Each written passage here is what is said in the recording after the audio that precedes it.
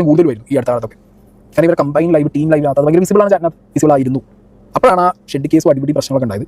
Family ഓഡിയൻസിന് അത്രയും consider ചെയ്യുന്നുണ്ടെങ്കിൽ പക്ഷേ അടിയിട്ടുള്ളൂ.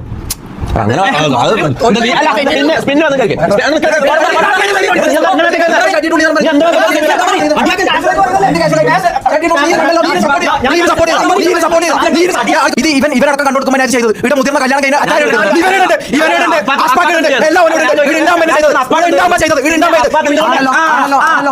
എന്തുകൊണ്ടാണ് ചോദ്യം ചെയ്തില്ല?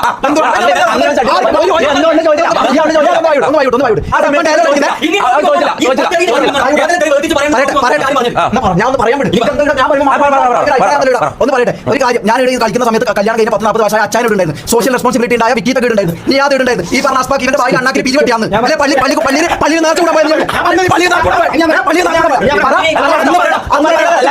ഇൻട്രസ്റ്റോട് കൂടി ഞാൻ നമുക്ക് ഷെഡ് തൊട്ടാൻ വേണ്ടി ഞാൻ തുള്ളിയ റൂളാക്കി റൂൾ ഇത് പറഞ്ഞിട്ട് വരുന്ന കുറച്ച് നാളുകളുണ്ടല്ലോ. പന്ന കുഞ്ഞു മക്കളെ നിങ്ങൾ പോയി പൊത്തിനുള്ളിൽ പോയി ഒളിച്ച കുർബാന കൂടാൻ പോയാൽ നീ ഇപ്പോൾ ഞാൻ ആ സമയത്ത് ഡയലോഗ് അന്നേരം ഡയലോഗ് ഇല്ല. കാരണം ഒരു കാര്യം പറയട്ടെ. ഇതെന്താ ഒരു കൂട്ടത്തിൽ കൂടുമ്പോൾ ആ കൂട്ടത്തിൽ തെറ്റ് നടക്കുന്നുണ്ടെങ്കിൽ പോലും എല്ലാവരും അതിനെ യോജിക്കുന്നുണ്ടെങ്കിൽ അതിനെല്ലാവരും വായിച്ചു. അതിന്റെ തെറ്റായിട്ട് ആരും കാണൂല. ഒരു കൂട്ടത്തിൽ നിന്ന് ഒരു തെറ്റ് നടക്കുമ്പോൾ ആരും അതിനെക്കുറിച്ച് സപ്പോർട്ടീവ് ആ പരിപാടിയാണ് ഇവർ അടക്കം ചെയ്തത്. ബായി ഓർക്കൂല.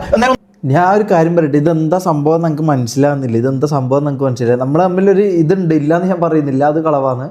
ഇല്ല എന്ന് പറഞ്ഞു കഴിഞ്ഞാൽ ഒരു ചെറിയ പ്രശ്നമുണ്ട്. അത് നമ്മളെ പേഴ്സണൽ കാര്യമാണ്, നമ്മൾ പേഴ്സണലി പറഞ്ഞ് തീർക്കും. മനസ്സിലായോ? ഞാൻ ഇന്നലെ അവനെ വിളിച്ചിട്ടുണ്ടായിരുന്നു. നമ്മൾ 10-15 മിനിറ്റ് സംസാരിച്ചു, കോൾ ചെയ്തു, വെച്ചു.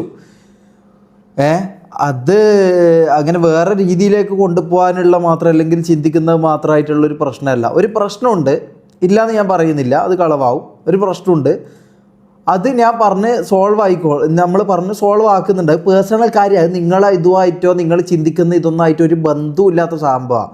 മനസ്സിലായോ? നിങ്ങൾ ഈ ചിന്തിക്കുന്ന കാര്യങ്ങളൊന്നായിട്ട് യാതൊരു ബന്ധവുമില്ല അതിന്.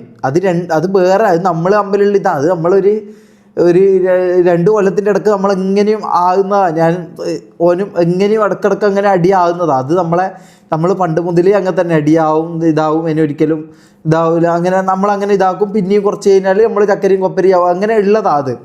മനസ്സിലായോ? അത് കുറേ വർഷങ്ങളായിട്ടുള്ള സംഭവം ഇത്. അതുകൊണ്ടാണ് ഇത് പുറത്ത് പറയേണ്ടെന്നോ അല്ലെങ്കിൽ ഇത് ഇതാക്കണ്ടെന്നോ ചിന്തിക്കാനുള്ള കാര്യം. കാരണം ഇത് അതിന് മാത്രമുള്ള ഇഷ്യൂ ഇല്ല. ഇത് നമ്മൾ തമ്മിലുള്ള പേഴ്സണൽ മാറ്ററാണ്. മനസ്സിലായോ? ഇത് നമ്മൾ തമ്മിൽ അങ്ങ് പറഞ്ഞ് നമ്മളങ്ങ് തീർക്കും.